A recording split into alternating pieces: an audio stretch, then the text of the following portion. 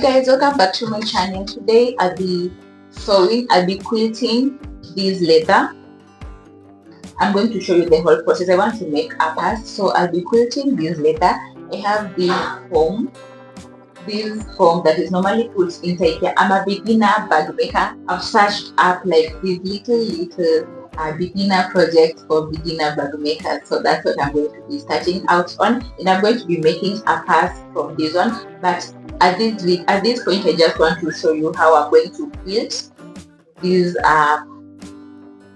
leather piece to make a purse. So I hope you enjoyed the video. Kindly watch to the very end. Put it in mind that I am also a beginner bag maker, so I hope it turns out great. And yeah, come with me and enjoy the whole video. Watch to the very end and subscribe to my channel. So here is the piece I'll be working on. It's in a rectangular shape, and I'll also be using a ruler, a pen, and a tape measure. So I'll be measuring 1.5 inches away from each line that I will be making. So here I am just making out my first measurement, and I'm sorry I don't have a chalk to draw with, so I have to use my pen to kind of make the marks, but you will see them. I'll show them to you. Zitakuwa detailed. So yeah, this is it. I'm just going ahead measuring 1.5 inches away from each and every line as I go.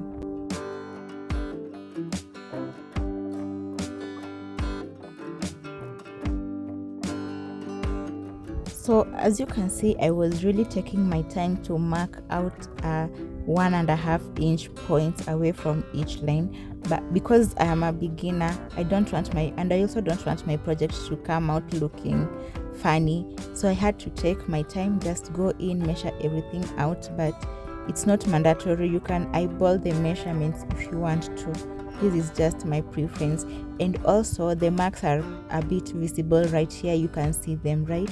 So yeah, I was enjoying the project, and I'll give you tips on how to make sure that your work is manageable and easy to sew. So stay tuned, watch to the very end to get exciting tips that I will give you later on.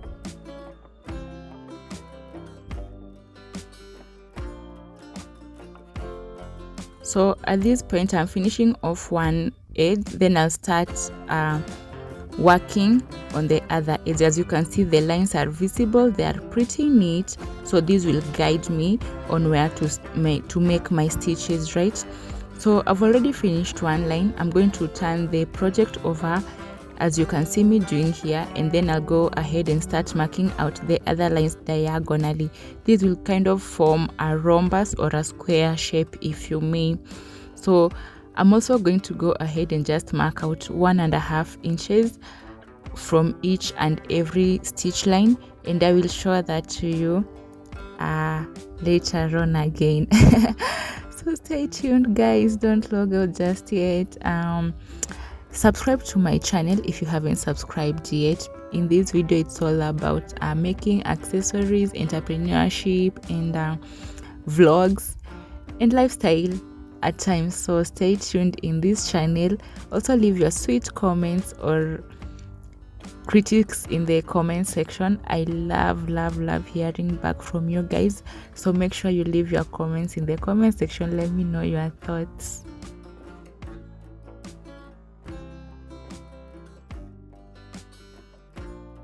So quilt projects can be used in various ways. You can make some designer bags.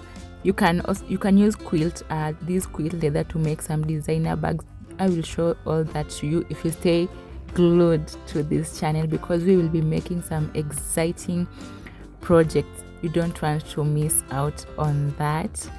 So yeah, this is how it's coming out. Everything is nice. As you can see, the square shapes from a distance, you can see them, right? They are so visible at this point.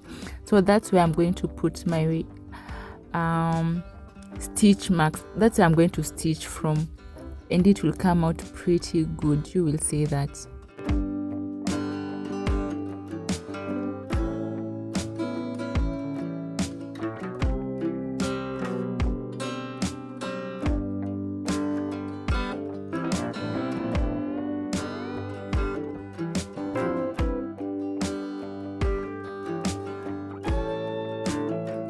I am so done making the marks. I took my sweet time to just make out the marks. You can see them, they're super perfect, super neat, and yeah, I'm pretty sure I'm going to enjoy working on this project. So let's go ahead and start sewing.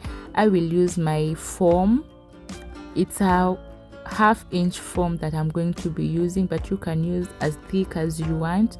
So that's what I'm going to be using. I'm a beginner, so I have to make sure that everything is smooth for me. So over to my sewing machine, I'm just going to line everything together.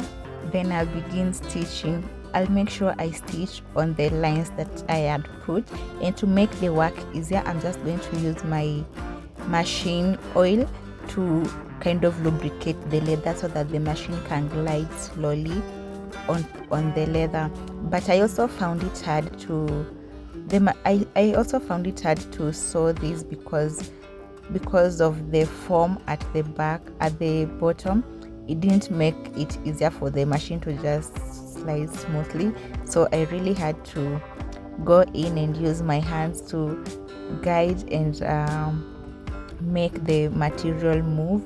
As you can see, that's the first stitch, and I'm going to go ahead, just continue with the whole process all along the whole of the fabric, making sure to lubricate the material. In as much as it is hard, I'm going to use my hands to kind of just push or make to just pull the material. As you can see over here, I'm using my hand to push the material so that it moves slowly through the machine. Right after making all the stitches, I'll just go ahead, cut the excess threads out, and just repeat the whole process from start to the end.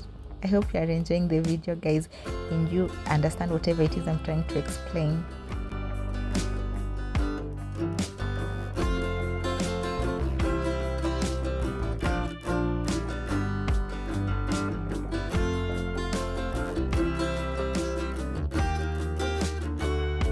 So I was also I've done a lot of research on how to sew leather using the manual sewing machine, be it butterfly or Singer machine, but the manual one.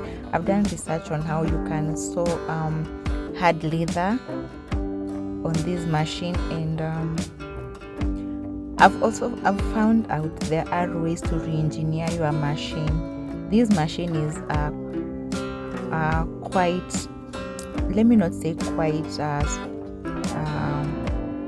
user-friendly with the leather, but let me just say there are some adjustments you can make on it to make sure that the process is smooth, such as maybe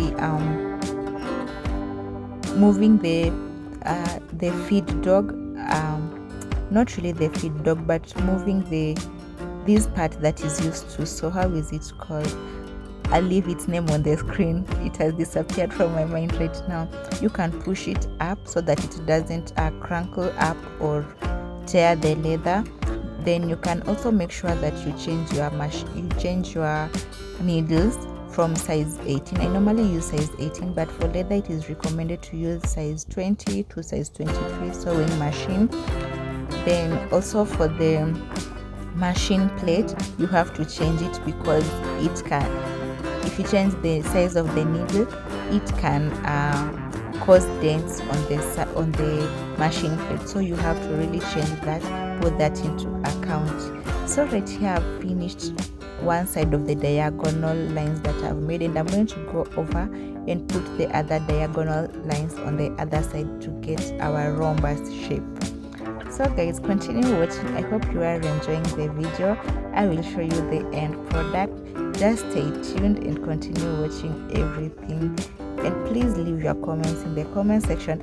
Like the video if you are enjoying this content to this point.